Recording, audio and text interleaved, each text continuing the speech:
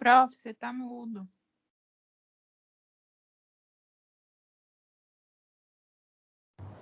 Tá aparecendo a apresentação aí, gente? Não, Tá porque não. sim. Tá, né? Então vamos lá.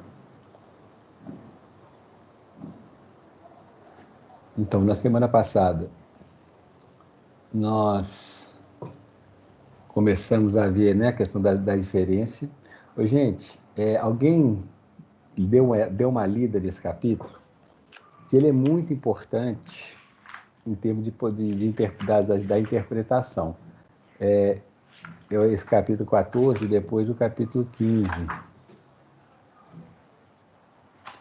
Eles têm, é muito interessante, e ele está bem interessante no Vordes, então é importante vocês darem uma lida, tá? Então vamos lá, gente, só voltando aqui, nós começamos pela questão das associações, né? Primeira coisa, a gente vai ver se tem uma associação, então nós estamos falando da significância estatística. Então eu estou observando ali, vi que aquela associação que ocorreu é estatisticamente significante, né? E aí, então, um segundo passo é eu tentar ver se aquela associação é causal, né? Eu acabei de falar desse exemplo aí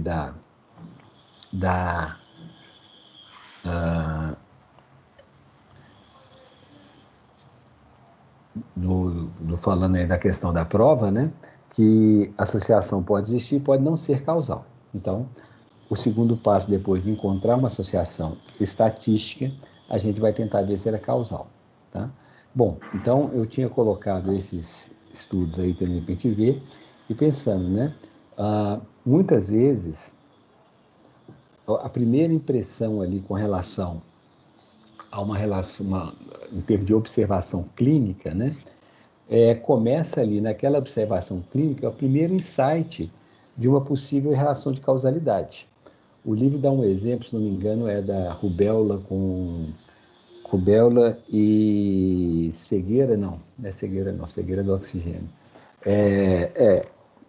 Catarata precoce em recém-nascidos de mães que tiveram infecção por rubéola durante a gestação.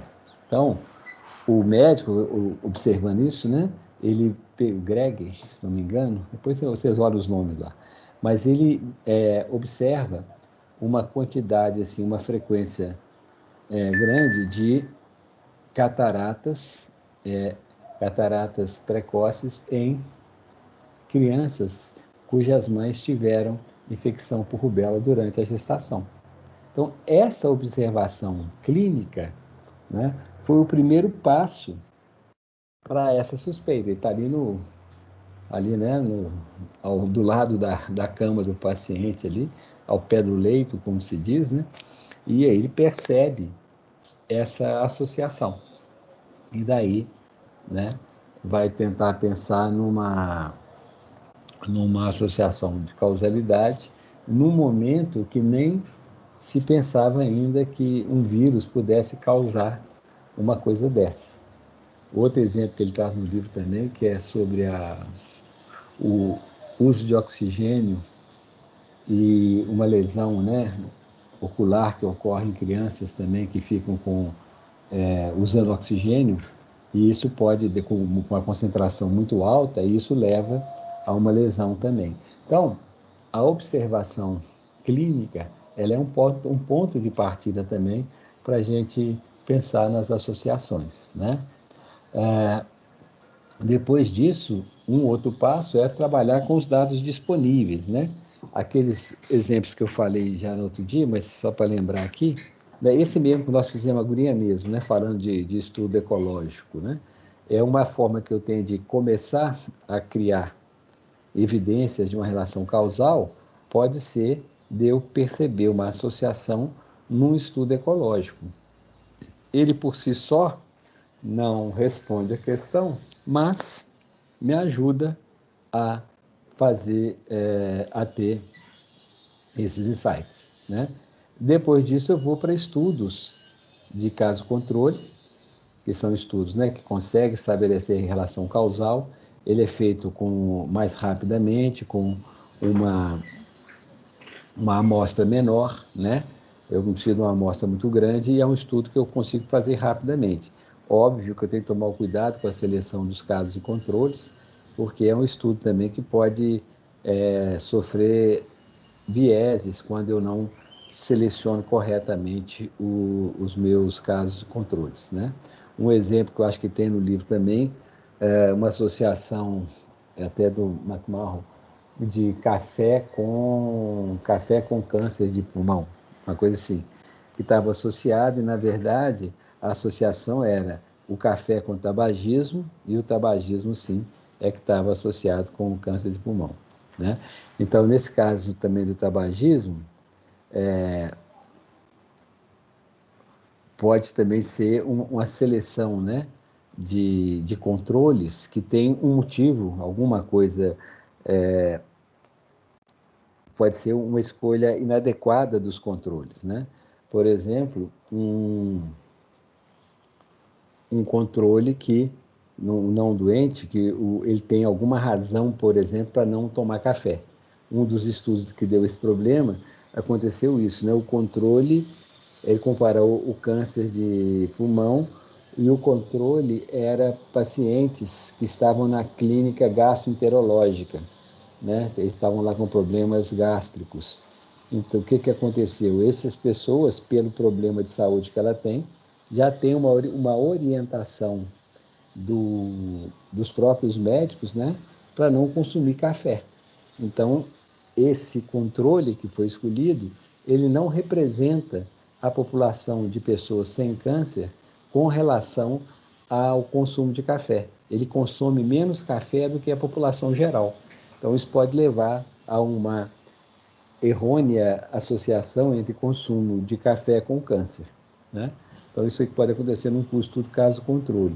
O estudo de coorte também, né, pode verificar associações de causa, mas o de coorte é o estudo mais caro, mais demorado,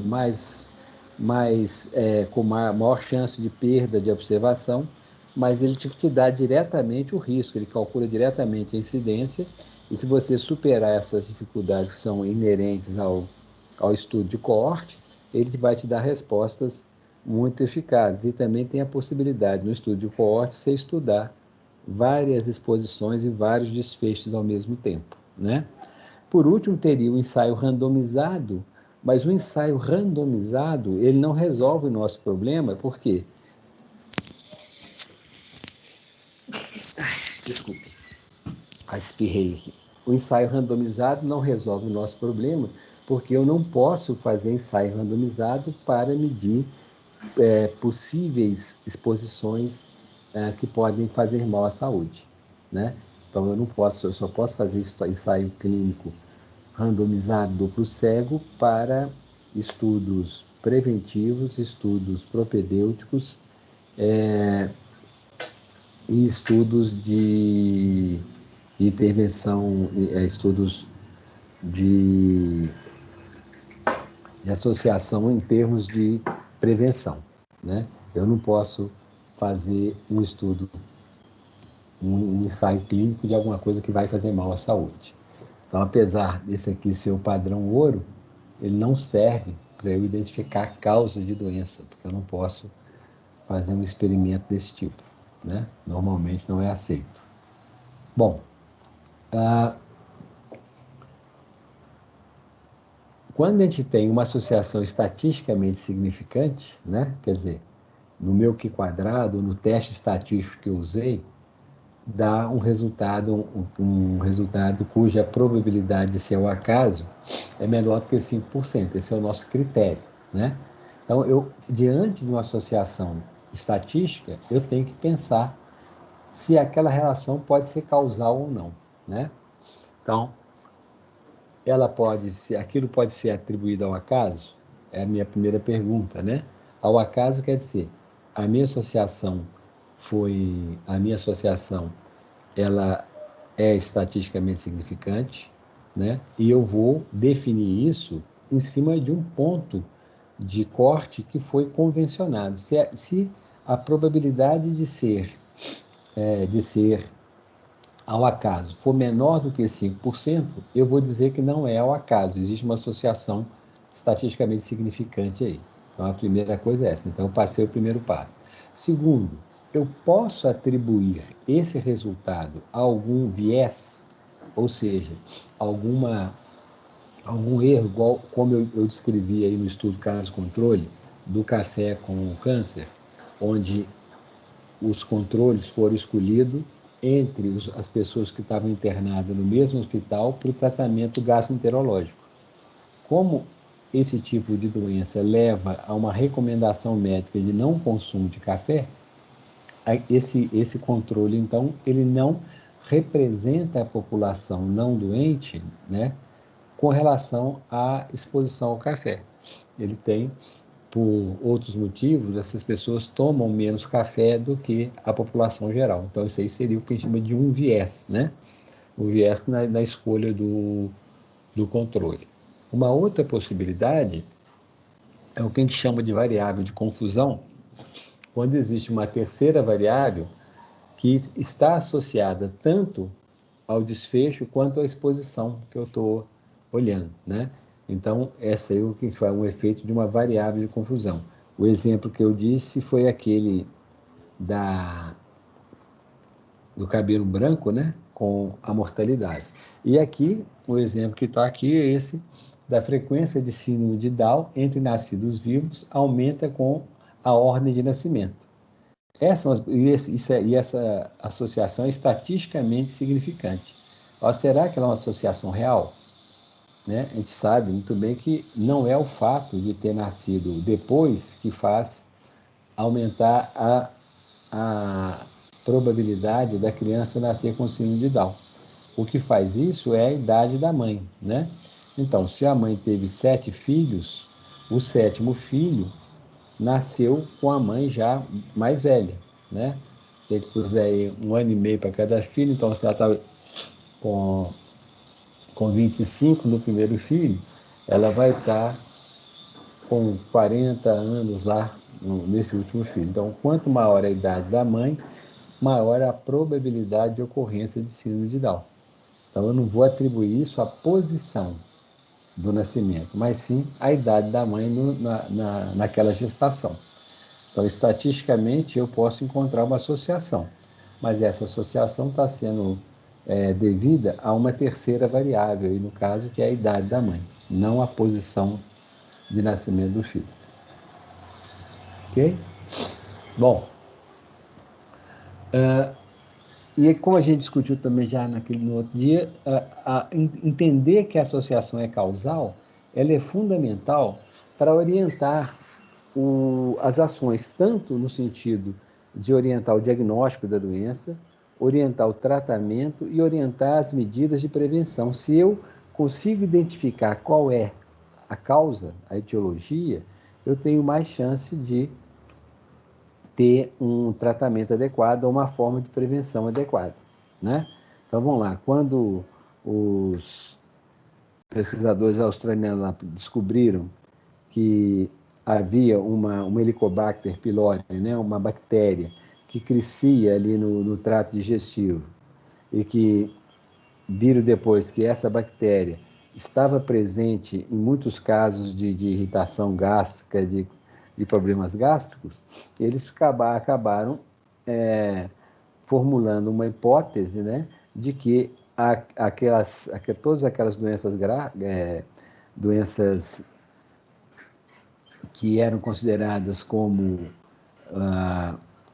tratamento cirúrgico, né, que eram as úlceras, né, do estômago, do duodeno, eles passaram, ao verificar que essa bactéria estava presente em muitos casos de doença gástrica, eles passaram, então, a propor um tratamento diferente, que era um tratamento com antibiótico para essa bactéria.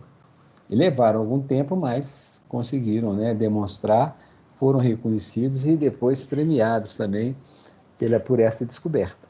Mas é um caso bem específico disso. Na hora que eu descubro a causa, eu tenho, então, hoje, como é que a gente faz o diagnóstico disso? Fazendo uma biópsia, né, do estômago ou do lugar que for, e fazendo a cultura da bactéria, vendo se ela está presente, e aí trata com antibiótico.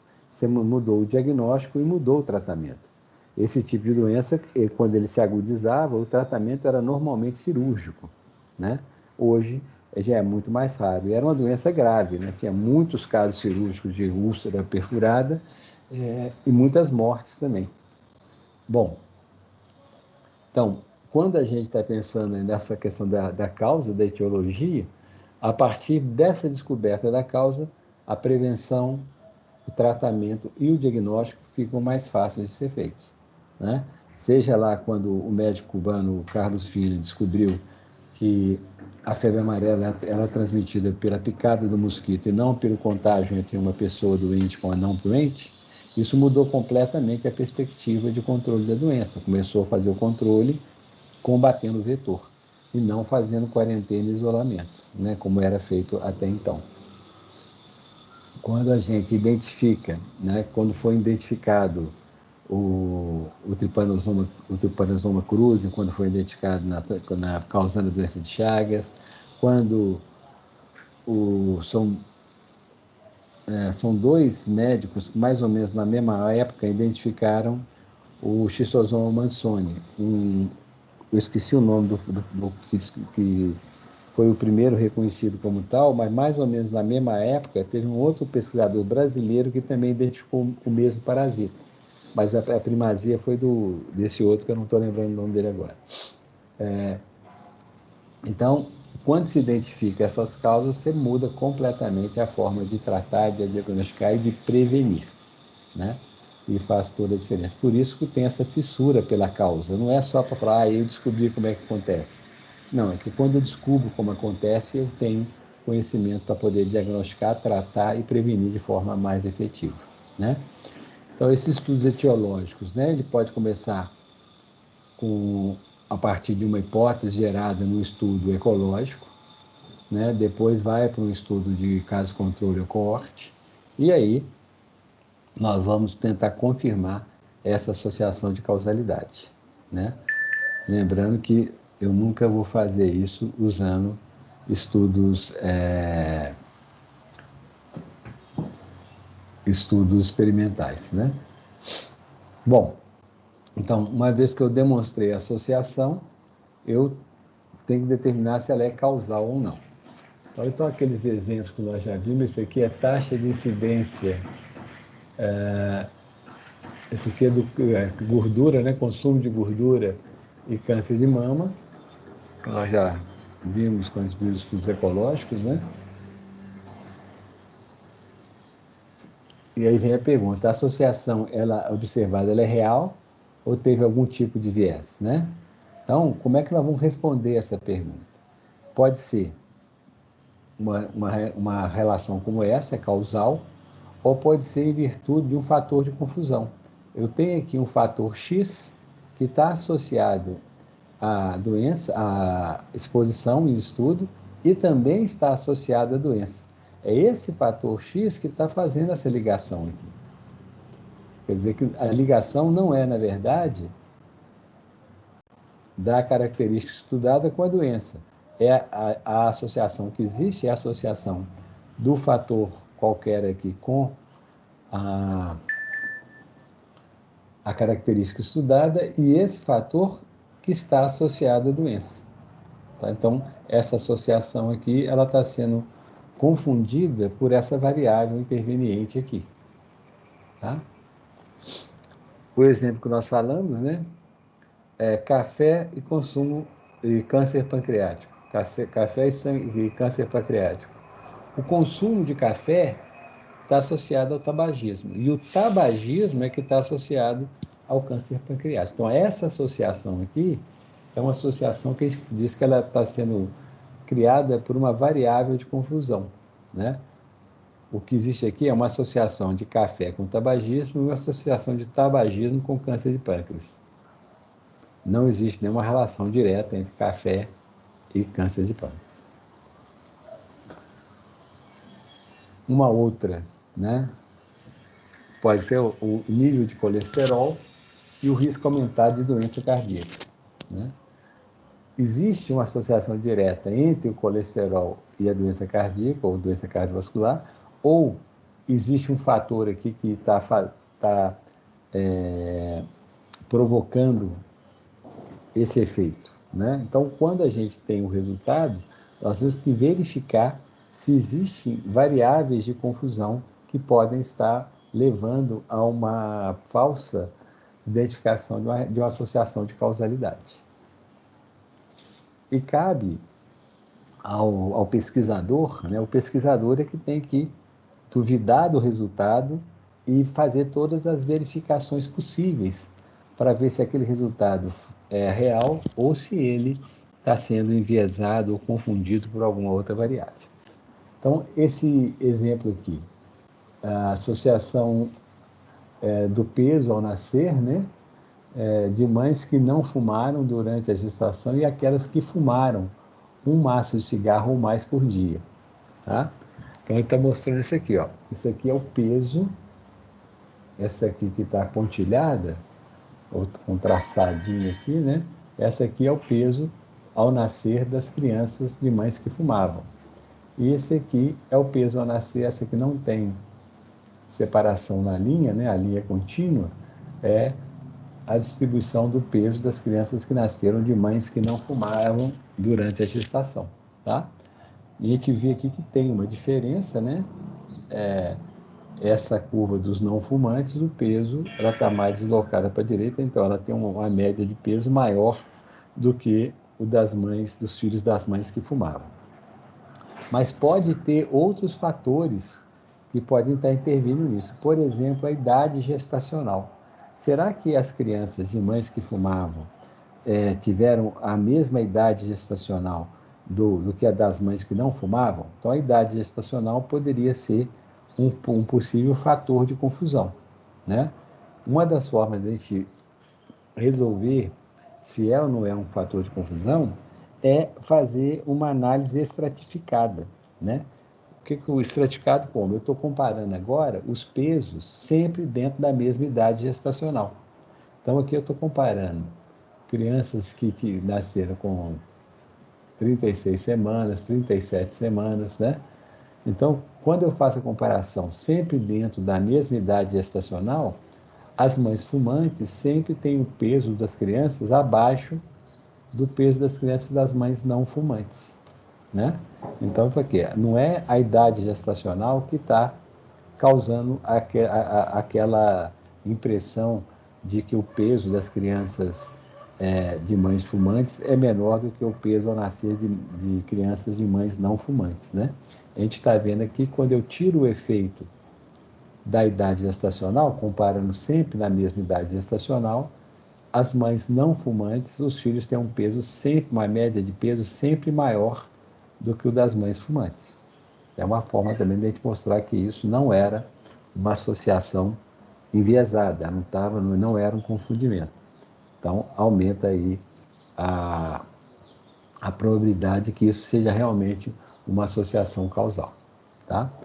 Outra forma também que nos ajuda a demonstrar uma associação causal é essa, né, de comparar se tem uma relação, um gradiente de risco, né?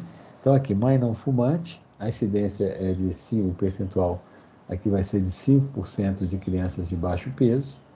Mãe que fuma menos de um maço de cigarro vai ser de 8. Mãe que fuma um maço de cigarro ou mais vai ser de 12. Então, aqui a gente tem uma relação dose-resposta. Quando eu aumentei, à medida que eu aumento a exposição, a dose da exposição, eu aumento o risco do desfecho ocorrer. Tá? Então, aqui a dose da exposição aqui é a quantidade de cigarros fumados e o aumento e a medida de desfecho ali é a proporção de crianças de baixo peso, né? Então, a gente vê que à medida que eu aumento a dose da exposição, eu aumento a ocorrência do desfecho. Então, isso aqui também nos ajuda a pensar numa relação de causalidade, esse gradiente dose-resposta. Claro, a força da associação também, né? Se eu não falei dela, eu vou falar. Então, quanto maior o risco relativo, quanto maior o odds ratio, maior a probabilidade da relação ser causal. desde que eu tenha um desenho de estudo, né, que permita fazer associações causais. Se o meu estudo é transversal, por maior que seja o meu risco relativo, o meu odds ratio, né, ou a minha razão de prevalência, eu não posso dizer que aquela reação é causal por causa disso, porque o próprio desenho de estudo não permite que eu faça associações causais. Eu não consigo, no estudo transversal, estabelecer a sequência temporal da exposição até o efeito. A associação, essa ligação da associação à causa, a gente tem algumas formas diferentes, né? Então, tem uma que a gente vai chamar de relação necessária e suficiente. Essa relação necessária e suficiente é engraçado, porque eu não sei nenhuma.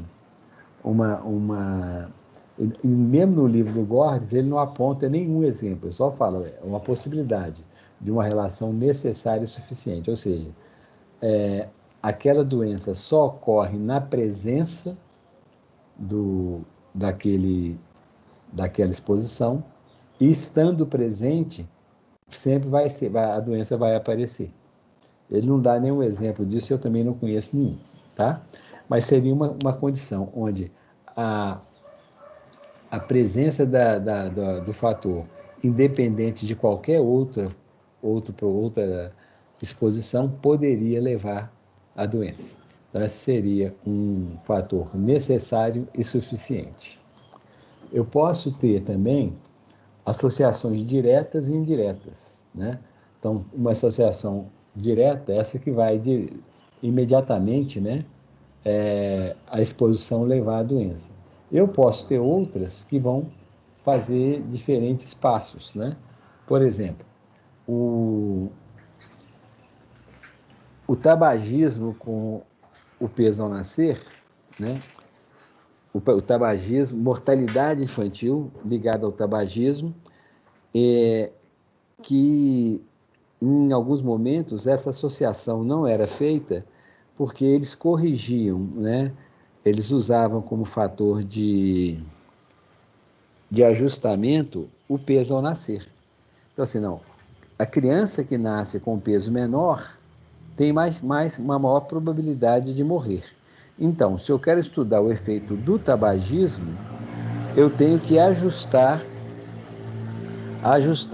a taxa de mortalidade pelo o peso ao nascer. Ao fazer isso, a associação entre tabagismo e mortalidade infantil pode desaparecer, né? E isso foi feito em alguns momentos até que alguém sacou o que acontecia. Na verdade, o baixo peso ao nascer faz parte dos passos pelos quais o tabagismo leva a um aumento da mortalidade, né? Então, se eu ajusto se eu vou comparar a questão do tabagismo com a mortalidade infantil, se eu ajusto pelo peso ao nascer, eu estou ajustando por um mecanismo que leva à mortalidade infantil. Então, não é uma questão de confundimento. O cigarro, ele, por exemplo, pode tornar, ele reduz a oxigenação da placenta.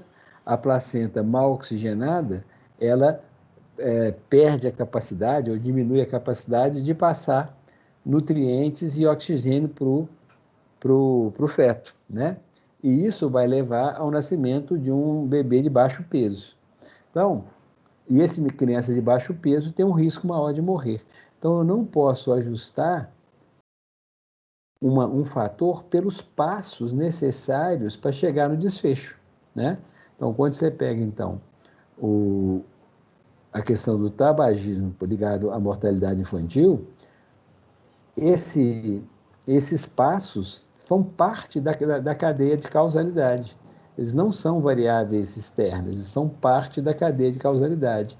O fumar faz com que aumenta a mortalidade infantil porque ele diminui a oxigenação da placenta, isso leva a um nascimento de uma criança de baixo peso e leva à morte. Então, esse baixo peso, ele é causado pelo cigarro, né? Então, é o fases da associação, não é uma associação direta, ela tem passos, né, que levam do fator de exposição até o desfecho, a doença ou a morte. Então, nesse caso aqui, eu considero que é uma associação indireta e esses passos, que são passos necessários desse mecanismo, eu não posso ajustar os resultados por ele. Eles fazem parte da cadeia de eventos que levam à morte, no caso aqui da mortalidade infantil. Tá? Então, o que eu chamo de associação direta e associação indireta. Né? Então, a exposição vai causar um problema, que vai causar outro, que vai levar ao desfecho final. Eu tenho um outro tipo de associação causal, né? Onde eu tenho uma de relações causais, onde eu tenho fatores que são necessários, mas não são suficientes. Exemplo muito típico disso é a tuberculose, né? A tuberculose não ocorre sem o bacilo de Koch. Ninguém vai ter tuberculose se o bacilo de Koch não tiver no organismo da pessoa, né? Então, o bacilo de Koch é uma condição necessária, mas não é suficiente. Porque se a pessoa tiver o bacilo de Koch, mas for uma pessoa que tem um sistema imunológico bom, que está bem nutrida e que é uma pessoa rígida, ela pode viver com aquele bacilo o resto da vida no seu organismo sem nunca isso se manifestar como doença. Isso ocorre também na leishmaniose visceral, né? A leishmaniose visceral, ela já havia sido considerada radicada na região mediterrânea, na Europa, né? E quando começou a epidemia de AIDS, essa doença voltou a aparecer. Apesar de ter muito tempo que ela não aparecia, ela voltou a aparecer nessa região da Europa. E por que ela voltou a aparecer? Porque a AIDS leva a uma queda da imunidade, né? E essa queda da imunidade, então, aquelas infecções de leishmania que não conseguiam produzir doença porque a pessoa era rígida, com a queda de imunidade, a doença voltou a ocorrer. Então, o parasita aí também, né? A Leishmania donovani, que vai causar a leishmaniose, vai causar que vai causar a leishmaniose, ela não, ela é uma causa necessária, mas ela não é suficiente. Se a pessoa estiver infectada, mas for uma pessoa que é rígida e tem um sistema imunológico funcionando plenamente, essa pessoa não vai adoecer. A gente teve casos semelhantes em Belo Horizonte, quando começaram a aparecer os casos humanos de leishmaniose visceral em Belo Horizonte, na década de 80. O primeiro caso de morte que aconteceu foi de um menino que estava internado na FEBEM, né? Que era a Fundação do Bem-Estar do Menor, que recebia essas crianças desabrigadas ou com algum tipo de punição por delitos, né, pequenos delitos criminais, e que ficavam internadas lá. Então, foi uma criança dessa que morreu de leishmaniose, né? Porque ela tinha uma condição física mais degradada, né, de desnutrição, etc. E aí a causa não era suficiente, juntando com esse fator da queda da imunidade, ela passa a aparecer como doença. Então, esse aqui é também uma condição comum, né, onde eu tenho um fator que é necessário, mas não é suficiente. Eu tenho fatores que são suficientes, mas não são necessários. Por exemplo, o tabagismo é capaz de causar câncer de pulmão? É. Agora, pode ter câncer de pulmão numa pessoa que nunca fumou? Pode. Pode. Então, quer dizer que ele não ele é suficiente, né, para causar o câncer de pulmão, mas ele não é necessário. Então, eu posso ter várias causas que podem levar à doença, né? E elas podem ocorrer isoladamente. Então, só o tabagismo pode levar ao câncer de pulmão? Sim. Mas quer dizer que todo mundo que fumar vai ter câncer de pulmão? Não. Né? E quer dizer que uma pessoa que não fume nunca vai ter câncer de pulmão? Também não. Então, ele é suficiente para causar, mas não é necessário. Henrique, Oi? pode botar o slide, por favor, no 3? Sim. A diferença desse para o anterior é que o anterior ele precisa de mais fatores, não é? Ele sozinho não é capaz de causar a doença. Ele é necessário. A doença Entendi. não ocorre sem ele. Por exemplo, Entendi. bacilo de Koch. Mas a presença dele não leva necessariamente à doença. Se não tiver outro fator, ele não ocorre. Tá? Entendi. Esse aqui ele é suficiente, mas não é necessário. Ele é capaz de, por si só, causar a doença. O tabagismo, câncer de pulmão. Mas o câncer de pulmão pode ocorrer em quem nunca fumou. Quer dizer, tem outras causas que são capazes de causar o câncer de pulmão, né? E também não quer dizer que toda vez que ele esteja presente vai ter câncer de pulmão. Tem gente que vai fumar a vida inteira e não vai ter câncer de pulmão. Mas ele é suficiente para causar a doença, sem nenhum outro fator, mas não é obrigatória a presença dele. Obrigada. De nada. O tipo mais comum nas doenças crônicas são esses que não são nem suficiente nem necessário. São fatores de risco que, em diferentes combinações, vão levar à doença. Tá? Cada fator em si, ele não é necessário, nem necessário, nem suficiente. Mas nas diferentes combinações, eles podem levar à doença. Isso nas doenças crônicas acontece muito, né? O infarto agudo do miocárdio, ele pode ocorrer por diferentes combinações de fatores de risco, né? Eu posso... peraí, vou voltar aqui um pouquinho, que eu passei um tanto de coisa aqui depressa. Então, aqui, eu posso ter diferentes fatores de risco, que pode ser combinação de A com B para dar a doença, ou de A com C, ou de D com E, ou de F com B, para chegar na doença. Então, fatores que, isoladamente, eles não são suficientes para causar a doença. Mas, na combinação, então, um infarto agudo do miocárdio, pode estar ligado a uma obesidade, né, obesidade combinada com diabetes. Cá, Fred.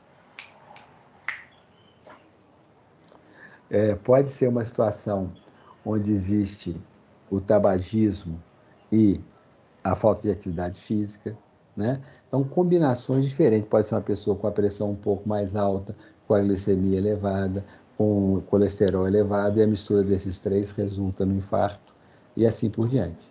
Sendo que nenhum deles, por si só, levaria à doença. Não é nem necessário, nem suficiente. Mas quando ele se agrupa, e é esse que é o grande problema, né? São vários fatores de risco combinados que vão levar a um desfecho mais grave. Tem um outro modelo de causalidade, que é desse autor que se chama Rossmann, onde ele fala que uma causa suficiente de uma doença é composta por diversos componentes causais. Tá? Dificilmente a gente conhece todos os componentes.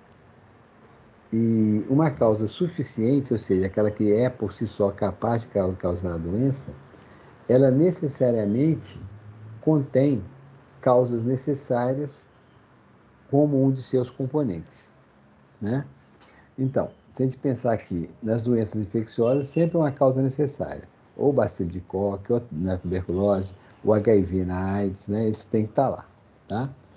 Em outros tipos de doença, por exemplo, câncer de estômago, né? Nesse exemplo aqui, ele está colocando aqui, ó, existe uma causa necessária, que é o Helicobacter pylori. Ele pode estar combinado com diferentes fatores. Então, pode ser Helicobacter mais dieta rica em nitrato, mais deficiência de vitamina C e outros fatores que eu não conheço. tá? Isso vai levar a um câncer de estômago. Eu posso ter uma outra combinação que tem o Helicobacter, que é uma causa necessária, né? Mais tabagismo, mais dieta de nitratos e uma dieta com muito sal. E mais um elemento que eu não sei o que é. Eu posso ter uma outra. Isso aqui, né? É um componente causal, e cada um desses é um componente causal. Isso aqui, no conjunto, é uma causa suficiente. E o H. pylori é uma causa necessária. Ele está presente em todos, está vendo? Está aqui é um componente causal, o Y é um componente causal dessa causa suficiente aqui. Aqui, o X é um componente causal dessa causa suficiente. E em todos eles tem uma causa necessária. Se ele tem uma causa necessária, ela vai estar colocada aqui, né? Os outros são fatores mais ou menos conhecidos. É esse conjunto que vai levar a um desfecho, né? Letal ou um desfecho grave. A questão das doenças crônicas, o mais complicado é exatamente isso. São diversos fatores em diferentes combinações levando ao desfecho, né? E diversas combinações daqueles fatores que a gente já sabe que são os principais causadores da mortalidade por doenças crônicas não transmissíveis, né? Bom, a gente, né, na epidemiologia se criou esse termo também, fator de risco, né? Que é um componente causal isolado, né? Geralmente um componente causal isolado não vai levar ao desfecho, né? Não é suficiente. O fator de risco ele é um fator que aumenta a probabilidade da pessoa exposta a desenvolver uma dada doença, né? E o fator de proteção é aquele que diminui essa probabilidade. Isso aí vai ser nessa conjugação dos diferentes fatores que a gente vai ter, né? Tanto os fatores, o risco como a proteção. E os fatores, dentro desses fatores que a gente trabalha, alguns são fatores etiológicos, ou seja, de causalidade, e alguns são fatores prognósticos, que falam sobre a gravidade da doença, né?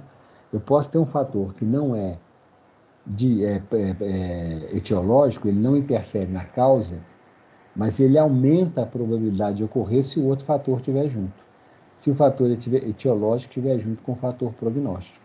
Muitas vezes a gente sabe da doença mais um fator prognóstico do que um fator etiológico, né? A gente sabe que aquilo lá aumenta o risco, mas não sabe se ele é a causa, né? Bom, eu posso pensar, né, na complexidade aí dessas doenças crônicas degenerativas, né, diferentes fatores de risco que podem causar a mesma doença. Então, aqui, um infarto agudo do miocárdio. Eu posso ter um quadro desse tipo, uma pessoa diabética com hipertensão, tabagista e com dislipidemia, né? Essa combinação aqui leva a um infarto agudo do miocárdio. Uma outra combinação também pode levar sedentarismo com hipertensão, com obesidade e menopausa. Obviamente aqui no caso uma mulher, né? Então, essa combinação aqui, ela também pode levar a uma a um infarto agudo do miocárdio, né? São combinações diferentes, né? Aqui a hipertensão está repetindo aqui, mas essas diferentes combinações podem levar a um infarto agudo do miocárdio. Quando a gente se coloca, né, na questão de prevenção das doenças cardiovasculares, principalmente da mortalidade precoce, né, que é uma coisa importante, ocorre um grande número de óbitos ali entre 30 e 69 anos por doenças crônicas não transmissíveis e que tem um impacto muito grande, né, porque nós já estamos no momento onde a transição demográfica já avançou bastante, né? A gente já passou daquela fase onde você tinha, lá no princípio do século passado, onde eu tinha uma taxa alta de natalidade, uma fecundidade alta, né? Então, uma média de filhos por mulher em torno de 6. Depois, eu tinha também uma mortalidade muito alta, mortalidade infantil principalmente, então eu tinha uma situação onde nascia muitas crianças e morria muitas crianças e muitos adultos também. Com isso, eu tinha uma população jovem e estável. Eu não crescia, porque morre muita gente, mas sempre muito jovem. Quando, lá atrás, na transição, no início ali da transição epidemiológica, que diminuiu o impacto das doenças infecciosas, né, que pegavam muito a mortalidade, aumentavam muito a mortalidade infantil, né, quando essas doenças vão perdendo sua importância, vão diminuindo o risco de morrer de doença infecciosa, o que acontece é que as pessoas passam a viver mais, né? E passando a viver mais, e com uma taxa de fecundidade ainda muito alta, eu começo a ter um crescimento rápido da população. Então, eu tenho uma população jovem, porque entra muita criança, e crescente, porque está nascendo muita gente e está morrendo menos gente. Então, a proporção de idosos na população não cresce. Não cresce. Quando mais adiante, principalmente com a urbanização, com a mudança do papel da mulher na sociedade, começa a haver uma queda da fecundidade. Então, a fecundidade, que até os anos 60 estava perto de 6 filhos por mulher, já em 2014 era 1,76, se não me engano, acho que era isso, 1,76 a 1,42, né? Então, já muito abaixo da fecundidade necessária para manter o crescimento vegetativo positivo da população, ou pelo menos para deixar a população estável, né? Para a população ficar estável, cada mulher teria que ter, em média, pelo menos 2,1 filhos, né? Para poder a população ficar estável. Abaixo disso, a gente tende a ter um crescimento vegetativo negativo depois de algum tempo. Isso já está acontecendo, né, com a epidemia de Covid. Algumas regiões do país já tiveram crescimento vegetativo negativo em 2020. Né? O número de nascimentos foi menor que o número de óbitos. Bom, então as doenças crônicas não transmissíveis passam a ter uma importância muito grande. Por quê? A gente chama de óbito precoce, né? Esse óbito que ocorre entre 30 e 69 anos, óbitos abaixo de 70 anos, né? Por que não estão pegando a população inteira? Porque a população inteira, o número de óbitos por doença crônica não transmissível é pequeno.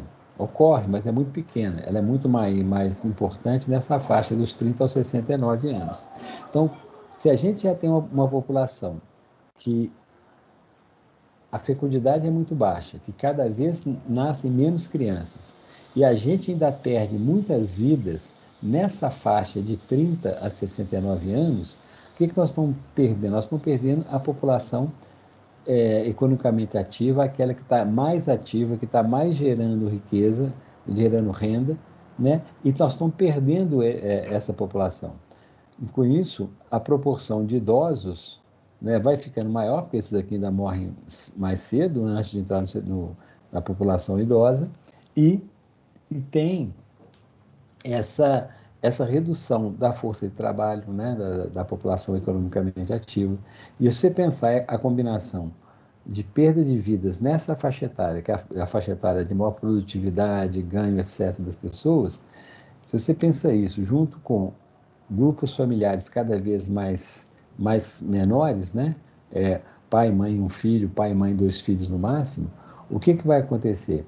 Aquela população economicamente ativa que está gerando riquezas, impostos, contribuições para sustentar, por exemplo, quem já está aposentado e garantir que ele também possa se aposentar depois, ela vai diminuindo, né?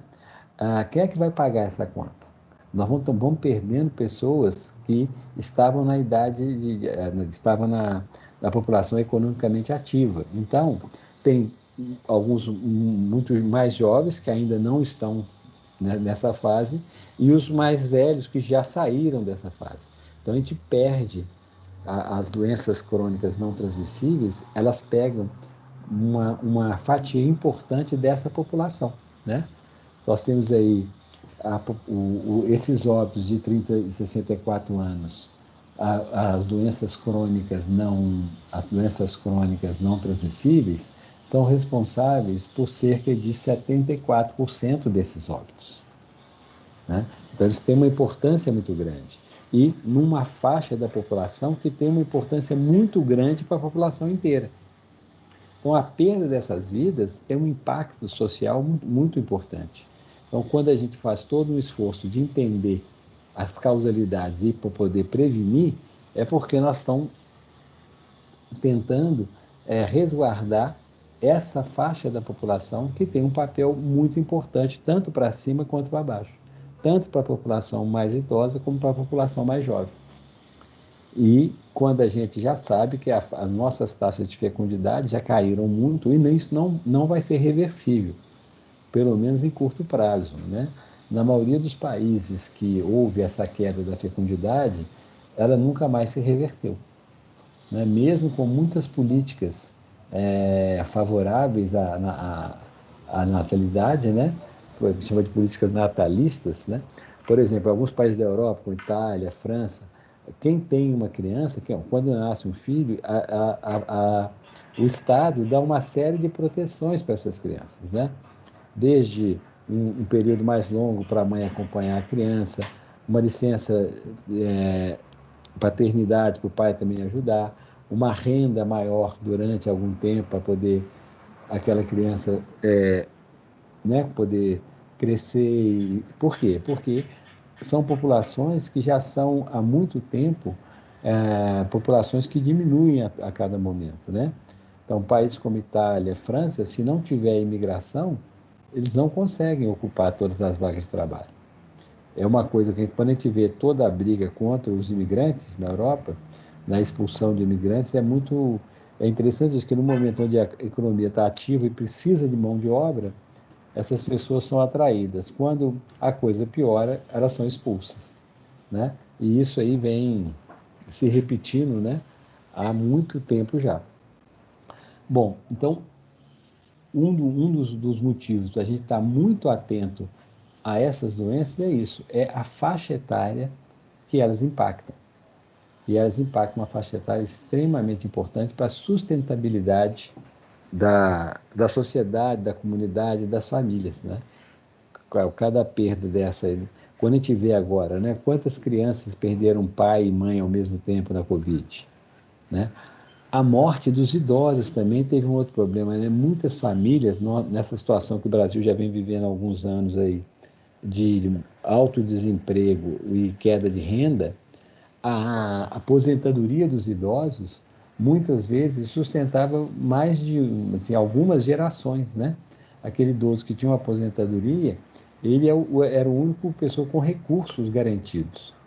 Quando esse idoso morre de Covid, a família inteira que dependia da aposentadoria fica sem aposentadoria. A aposentadoria está condicionada à sobrevivência do aposentado. Na hora que morre um idoso, então, nessa situação que a gente vive hoje, tem um impacto muito grande sobre as famílias, porque perde aquela aposentadoria. Da mesma forma, agora a gente está vendo, né, uma internação em óbito muito grande, que a população mais idosa já estava mais vacinada, né?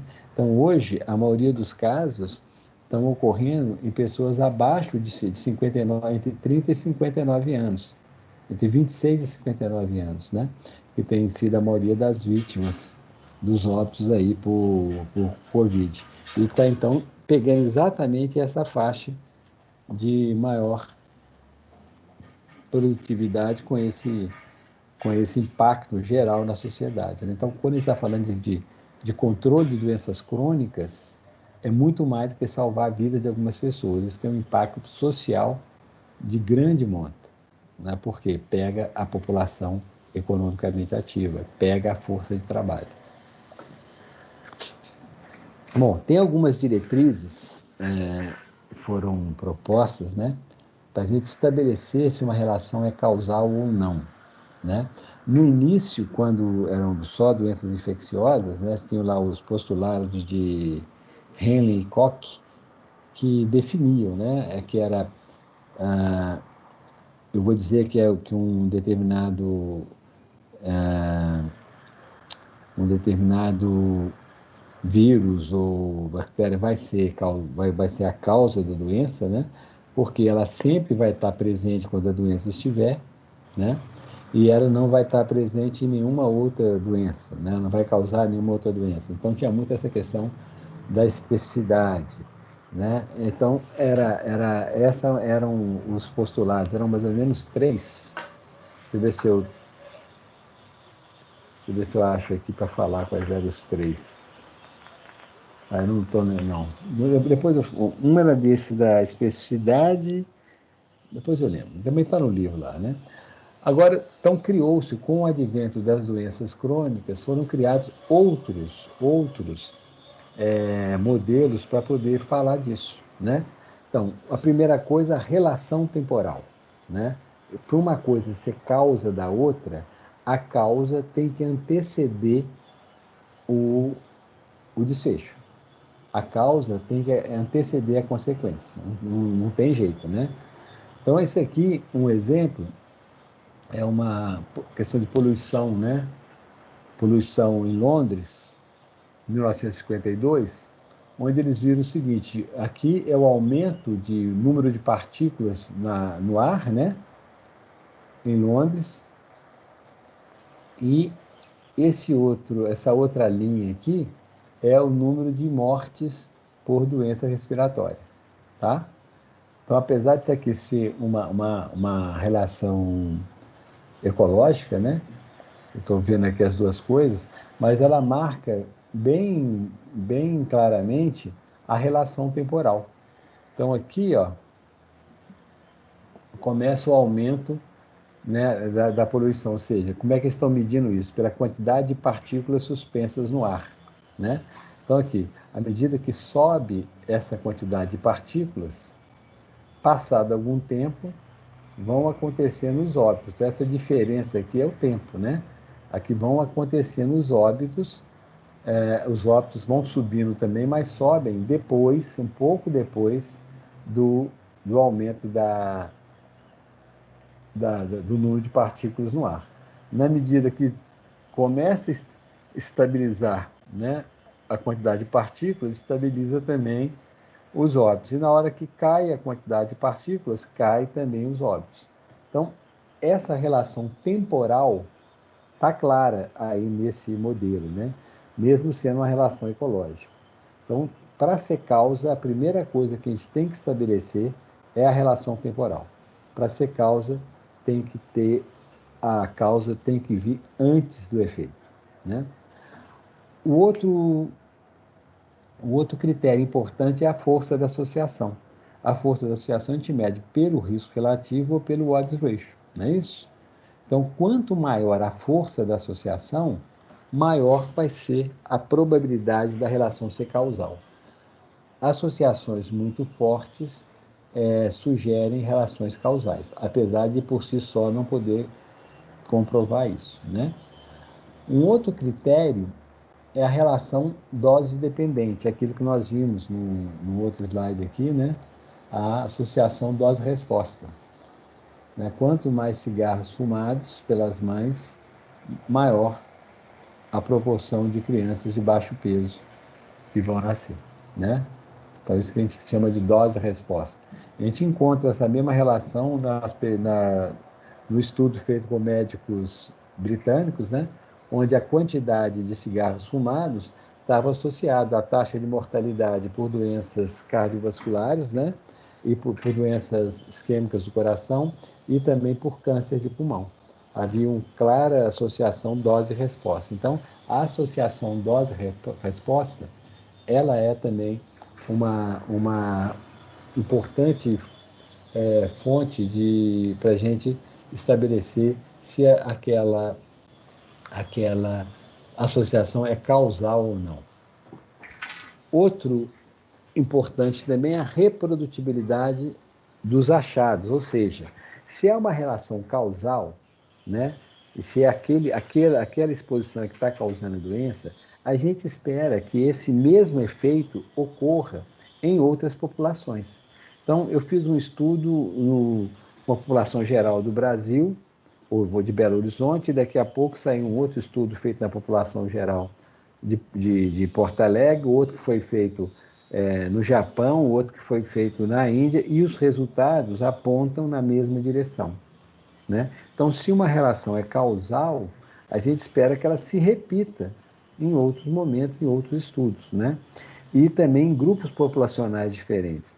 Um estudo que deu resultados, né, que mostrou associação entre homens, e quando eu faço com mulheres não aparece essa associação, talvez e pode estar havendo uma interveniência de uma outra causa que existe em homens e não existe em mulheres, e não aquela causa que eu pensei que era.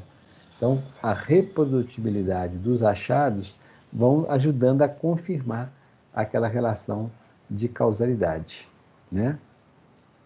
Depois vem a questão da plausibilidade biológica. A questão é que, muitas vezes, a observação precede o conhecimento específico, né? Eu dei um exemplo, que acho que está no livro também, que é esse do Greg, né? Da catarata precoce em crianças nascidas de mães que tiveram infecção por rubéola durante a gestação, e no momento em que não havia nenhum conhecimento sobre a possibilidade de efeito teratogênico por vírus, né? Quando isso aconteceu, esse evento, numa epidemia de rubéola, onde o médico observou, né, várias crianças com catarata precoce, e depois ele foi verificar todas que tinham catarata precoce, as mães tiveram rubéola, né, não se tinha ainda conhecimento sobre efeito teratogênico de vírus. Então era difícil isso estar, o mecanismo não estava ainda muito, esse mecanismo não era conhecido, o mecanismo biológico disso não era conhecido. Então, em alguns momentos, você tem essa informação, mas não tem ainda o conhecimento biológico para isso. Mas a plausibilidade biológica entra nesse sentido, eu tenho que poder entender como que biologicamente aquela exposição vai levar ao desfecho de doença ou de morte, né? Tem também com relação tem um outro exemplo, se consigo lembrar dele aqui. Bom, mas tem outros exemplos aí no livro dessa situação, onde existe, né, você consegue explicar, né, o processo biológico que faz com que a exposição leve à doença. Às vezes leva algum tempo para desvendar esse processo, né? O caso mesmo aí do Helicobacter pylori é isso, né? Tinha lá uma bactéria que ninguém tinha encontrado ainda. De repente, um pesquisador observou a presença dessa bactéria em alguns pontos do trato digestivo, aí conseguiu fazer a cultura dessa bactéria, depois de muitas tentativas, conseguiu cultivar essa bactéria, e aí conseguiu verificar as propriedades dela e conseguiu comprovar que ela que estava associada ao câncer de estômago, né? E conseguindo, então, uma forma de tratamento, né, com antibiótico que elimina a bactéria e aí reduz drasticamente a ocorrência de câncer de estômago. Só que quem faz esse tipo de descoberta tem que pagar um preço de ser contrário ao pensamento comum, né? Muitas vezes ele está contradizendo o que se sabia sobre aquele tipo de doença no estômago. E de repente ele coloca uma nova teoria que não bate, contradiz completamente o que se sabia. Então levou um bom tempo para que esses pesquisadores comprovassem isso, e eles pagaram o preço da novidade, como outros já pagaram, né? O próprio Carlos Finlay, quando ele fez a descoberta dele que a febre amarela era transmitida pelo vetor Aedes aegypti, não de pessoa a pessoa, levou tempo para que ele fosse reconhecido. E mesmo depois, quando aceitaram a teoria dele, mas dando dando para outras pessoas o mérito da descoberta, né? Que foi o John Reed, que depois, numa reunião da Associação Médica Mundial, foi feita a correção dessa injustiça, e definido, né, que quem tinha descoberto que a febre amarela era transmitida pelo Aedes aegypti foi o Carlos Finlay, e não a missão Reed, lá em Cuba. Outro que passou por uma situação semelhante, que acho que eu já falei desse processo, senão a gente pode falar depois, que é o Goldberg, que foi o cara que brigou muito para comprovar que a doença, que a pellagra não era uma doença infecciosa, não era uma doença contagiosa, era uma doença de carencial, né? Era a falta de nutrição, era a nutrição inadequada que levava à ocorrência da pellagra. Né? E ele chegou a essa conclusão observando que quem tinha pellagra eram aquelas pessoas que estavam em condições, por exemplo, pegava num hospital ou numa prisão, os presos tinham pellagra. Agora, as pessoas que conviviam com eles que não eram presos, os carcereiros, o diretor, outros funcionários, ninguém tinha pellagra. Nos orfanatos, a mesma coisa. As crianças tinham pellagra, mas os funcionários, os médicos, não tinham pellagra. Os asilos também, da mesma forma, né? Quem tinha, os internos tinham pellagra, mas as outras pessoas que conviviam com eles diariamente não tinham. Ele chegou a fazer um experimento mesmo, né? Ele conseguiu com o governador do Mississippi o fornecimento durante um certo tempo de uma dieta mais nutritiva numa prisão, né? E aquelas pessoas que foram submetidas a essa dieta mais nutritiva, ou não desenvolveram pellagra ou até se curaram da pellagra que tinham. Apesar disso, ele morreu sem que as ideias deles fossem reconhecidas, né? Um outro também famoso e mais antigo é o Samuel Weiss, que lá no primeiro capítulo do livro do Góes, ele conta a história dele, né? Falando da febre puerperal que matava muitas parturientes em Viena, e que ele, né, observando o processo, via que a enfermaria, né, onde as parturientes eram atendidas pelos médicos e estudantes de medicina, a mortalidade era muito maior do que naquela enfermaria que era atendida pelas enfermeiras. O que acontecia? Que os médicos faziam as necrópsias e dali saíam para fazer os partos, ou fazer os exames das pacientes, né? E não havia essa noção de limpeza que tem hoje, né? Então, não tinha que lavar a mão, não tinha que fazer asepsia, não existia essa noção, né? Então, ali se transmitia as bactérias que levavam à morte de, né, dezenas e dezenas de parturientes. Isso ele conseguiu demonstrar num experimento, né, onde ele passou a lavar as mãos, e aí, com isso, caiu a mortalidade, mas depois ele foi alijado lá do hospital e voltou tudo como era antes e a mortalidade cresceu de novo. Levou muito tempo até que novamente se voltasse as ideias dele e ser feita essa e a gente passar a ter esse conceito de asepsia que a gente tem hoje. Então, essa história de ah, consistência com outros conhecimentos, né? Eu comecei a falar ali, embalei, mas nós já chegamos nesse aqui. Os conhecimentos anteriores, às vezes, o conhecimento novo é completamente inconsistente, porque ele está descobrindo uma coisa nova, né? Então, essas plausibilidade biológica, às vezes, a gente não sabe por quê, e temos também essa coisa da consistência com os conhecimentos. Às vezes, uma descoberta nova, ela é absolutamente disruptiva com relação ao conhecimento antigo, né? Quando eu descubro que pellagra não é uma doença infecciosa, eu jogo por terra tudo que se sabia sobre pellagra e começo de novo uma outra história, né? Quando se descobriu o Helicobacter pylori, a mesma coisa, né? Tudo que se sabia sobre aquela doença cai por terra e começa uma outra verdade a aparecer, tá? Bom, a gente também deve, né, sempre que vai fazer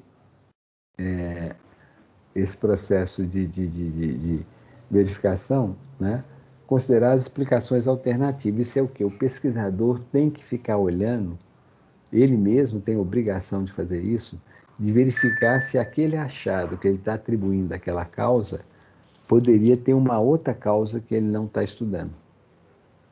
Né? Então, o próprio pesquisador tem que estressar a sua hipótese, ele tem que ir lá e ver. Bom, será que não tem nenhuma coisa aqui? Quando eu fiz meu mestrado, que foi estudando fatores de risco para infecção por citosomose na comunidade, eu tive que fazer, né, na hora que eu ia testar os diferentes fatores de risco com a infecção ou não por citosomose, eu tinha que pegar todas as variáveis que poderiam ser variáveis de confusão e testar uma a uma, né, para ver aquelas que estavam associadas, se tinha alguma que estava associada ao fator que eu estava testando e a doença, né? Então, o sexo, a idade, a raça, a escolaridade, tudo que eu podia ver para saber se alguma daquelas outras variáveis que não eram as principais que eu estava testando, se elas não podiam estar sendo confundidas por outras variáveis, né? E entre também na hora de fazer a análise final, comparar isso com modelos estatísticos que conseguiam separar o efeito de cada variável, para ver se aquele efeito que quando eu te punha e junta a idade, o sexo, a escolaridade, a distância do córrego, o tipo de trabalho, né?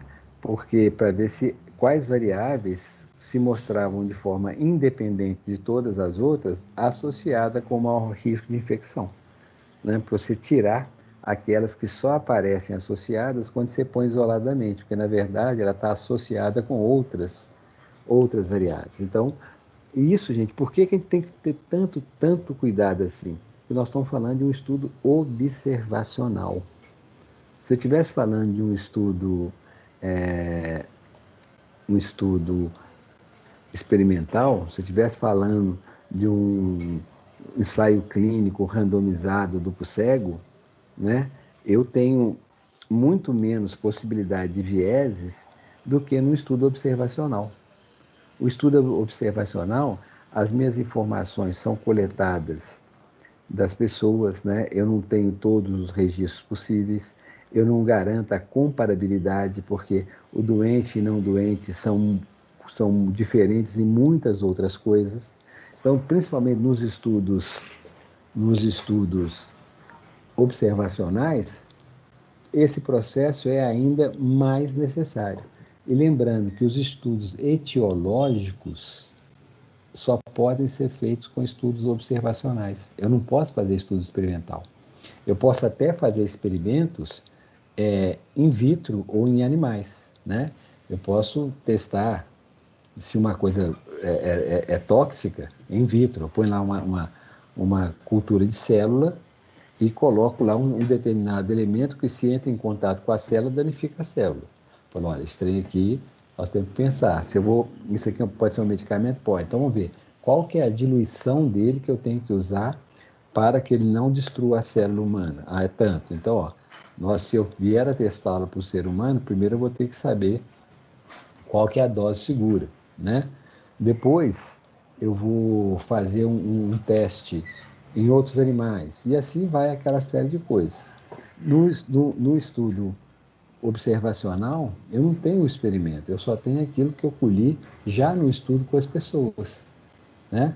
Eu estou observando uma coisa que elas já estão expostas, independente da minha vontade, e comparando essa exposição com a ocorrência da doença. Então, eu tenho muitos fatores intervenientes que eu não controlo. Eu não é duplo cego, as pessoas que estão doentes sabem que estão doentes, né? Eu também sei. Então, tem todo um processo ali que pode enviesar o estudo. Então, nos estudos observacionais, esses postulados, esse estressamento das hipóteses, ele é muito mais importante, porque eu tenho muitas variáveis que eu não conheço, então eu tenho que testar de maneira muito efetiva as outras possibilidades, porque senão eu posso acabar publicando uma coisa que não é verdade, e mesmo assim acontece, né? tem estudos que foram publicados e depois se verificou, por exemplo, um viés de seleção na amostra, como esse estudo de que encontrou a associação do café com câncer de pulmão, né? Não é que o cara foi desonesto, ele não foi desonesto, ele não pensou nessa hipótese e passou batido. À medida que a gente vai identificando as possibilidades de vieses, também, né, a gente começa a entender, né, coisas que você tem que verificar. Tem nos livros, esses livros mais novos de epidemiologia, não sei, nunca vi, mas tem alguns vieses, né, que eles já são até classificados. Tem esses, né, viés de, por exemplo, viés de hospitalização, né? Tem certas doenças que elas são mais, levam mais à hospitalização do que outras. Então, dependendo, se você estuda só no hospital, você chega a conclusões que não se repetem quando você vai para a população geral, porque a doença ela tem níveis de gravidades muito diferentes. E quando você trabalha só no hospital, você está trabalhando só com os casos muito graves que necessitaram de hospitalização. Então, você não pode extrapolar aquilo para o geral das pessoas que têm aquela exposição ou aquela doença, né? Então, isso aqui nos estudos observacionais é muito, muito, muito importante. Um outro fator que pode estar associado à causalidade é a cessação da exposição levar à cessação do evento, né? Se a gente observar aqui, ó, aqui é um exemplo interessante disso, ó. Aqui, enquanto está subindo o número de partículas, aqui está crescendo também. Na hora que a exposição diminui, a mortalidade cai junto, né? Então, isso aqui pode ser um exemplo disso, na medida que eu reduzo a exposição, eu reduzo também o desfecho, né? Então, isso aí pode ser. Agora, existem alguns casos que a doença ela tem um limiar. Enquanto você não atinge aquele limiar, a doença não acontece, né? E depois que atinge, ela vai seguir. E tem outras doenças que, depois desse limiar, mesmo que você retire a exposição, ela não vai voltar atrás, ela não retrocede, né? Então, pode acontecer com alguns tipos de câncer. Você pode, dependendo da fase em que você retirar a exposição, não vai mais ter nenhuma diferença, vai continuar, o efeito vai continuar, né? Você já deu aquela mudança que tinha que acontecer na célula para se transformar numa célula descontrolada, né? Que vai crescer e multiplicar de maneira descontrolada, já aconteceu. Não adianta mais você tirar a exposição, aquilo já está dado, não vai parar de acontecer. Então, essa cessação da exposição levar à cessação do efeito, nem sempre vai funcionar. Muitas vezes funciona, às vezes não, né? Porque eu já passei daquele limiar, dali para frente agora não tem retorno. A especificidade da associação, isso aí foi muito usado para doenças infecciosas, não se usa isso para doenças crônicas, porque nós vimos que o que mais nós temos é isso aqui, né? Ó. Nós temos fatores que não são nem necessários e nem suficientes, né? Nem necessários e nem suficientes. E aí não adianta a gente tentar achar essa situação de especificidade da associação, né? Então, tem doenças que vão ocorrer sem a presença daquele fator, ou que não vão ocorrer com a presença do fator. Ele vai depender de ter mais alguma coisa.